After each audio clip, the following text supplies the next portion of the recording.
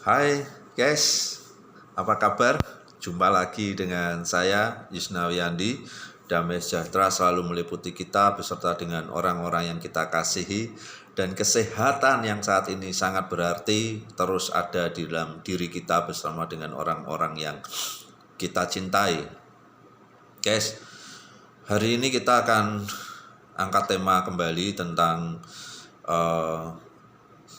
pembebasan napi koruptor, ya. Guys, beberapa hari yang lalu saya sudah angkat ini tentang wacana pembebasan napi koruptor dan sudah ditindaklanjuti oleh Presiden dengan sangat tegas. Dia mengatakan bahwa, ya, saya bacakan aja ini. Saya hanya ingin menyampaikan bahwa untuk napi koruptor tidak pernah kita bicarakan dalam rapat-rapat kita. Jadi dalam PP 99 tahun 2012 tidak ada revisi untuk ini. Jadi pembebasan untuk napi hanya untuk napi pidana umum. Joko Widodo, Presiden Republik Indonesia. Ya. Sangat jelas, clear, ya. Dan diharapkan Menkumham juga tidak lagi mengadakan usulan-usulan untuk merevisi PP nomor 99 tahun 2012 ini, ya. Dan Pak Yasona sudah tidak lagi membahas itu. Namun guys, ya, ini ada dua anggota fraksi, ya, satu dari anggota fraksi PKS, satu dari fraksi Nasdem, ya. Kita bacakan juga, ya guys, ya. Ini dari fraksi PKS ini, ya, namanya Pak Nasir Jamil mengatakan bahwa pengecualian itu seharusnya tidak diterapkan sebab pandemi virus ini bisa menyasar siapa saja termasuk narapidana extraordinary crime, ya. Kenapa napi-napi kasus tipikor tidak dimasukkan? Karena ini kan kita bicara soal wabah corona. Apakah Pak Menteri yakin mereka napi tipikor itu tidak kena virus? Kata Nasir Jamil, ya. Kemudian diteruskan dengan koleganya yang di DPR RI, ya, yaitu Taufik Basari. Ya, Taufik Basari ini dari Nasdem, ya. Jadi selain Nasir Jamil, Taufik Basari dari Partai Nasdem juga menilai diskriminatif, tidak memperlakukan narapidana ini secara sama, ya. Katanya, ketika seseorang itu sudah menjadi narapidana, tentu statusnya harus sama, terlepas dari apapun latar belakang kasusnya, kata Taufik Basari. Guys, itu cuitan, ya, kata-kata dari anggota DPR RI, ya, yang tentu kita paham lah di balik itu semua, ya. Lalu mereka apakah juga berpikir ketika napi-napi koruptor ini, ya, ketika melakukan tindak pidana korupsi, tidak berpikir akibatnya, dampaknya itu juga mengsengsarakan rakyat Indonesia, ya, dengan mencuri uang negara, ya, untuk kepentingan pribadi, untuk memperkaya diri sendiri, ya. Ini melukai hati rakyat, ya. Jadi tidak ada alasan, ya, apa yang katakan Pak Jokowi jelas, ya, tidak ada pembebasan untuk napi koruptor, ya.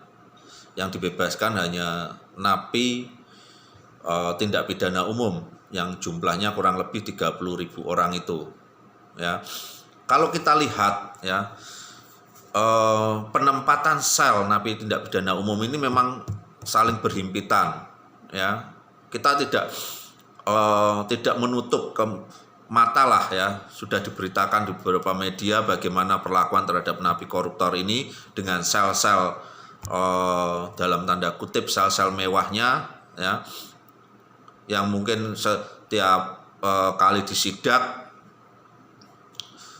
ada beberapa yang masih ada televisinya, ada bisa menggunakan akses internet dan sebagainya. Nah, menggunakan HP.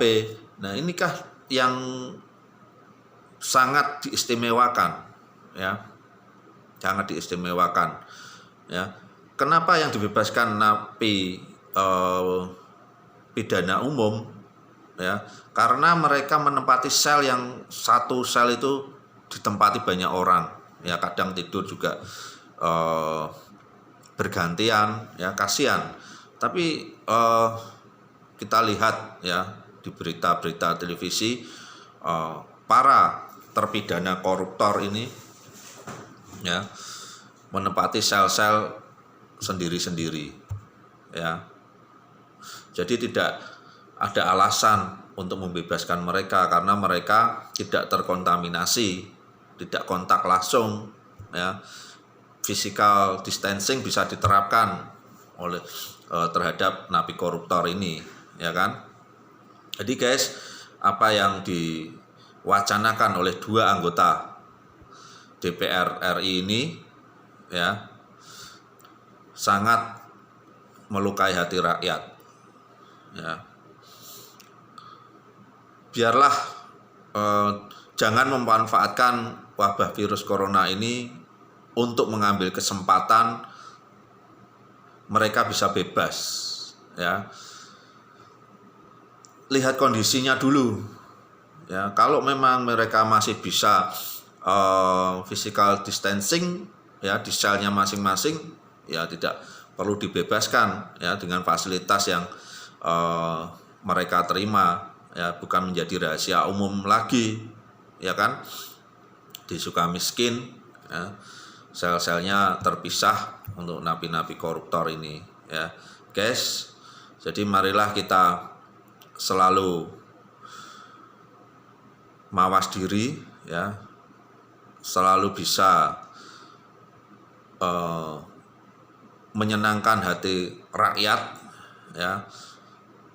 Biarlah apa yang sudah mereka lakukan itu, ya, mengambil uang rakyat yang miliaran rupiah ini, ya, bisa menerima hasilnya karena pasti dia sudah memikirkan dampaknya, ya.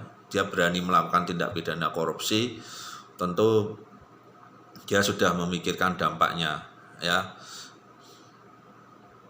Apa yang dilakukan pemerintah itu sudah betul, ya. Jangan lagi usulan-usulan apalagi untuk merevisi PP nomor 99 tahun 2012, ya. Mudah-mudahan Presiden Republik Indonesia tetap pada pendiriannya, tetap kekeh karena ini untuk kepentingan rakyat Indonesia juga, ya guys. Terima kasih. Jangan selalu melukai hati rakyat dengan ucapan-ucapan yang dapat mencederai para konstituenmu, para anggota dewan, ya, yang terhormat.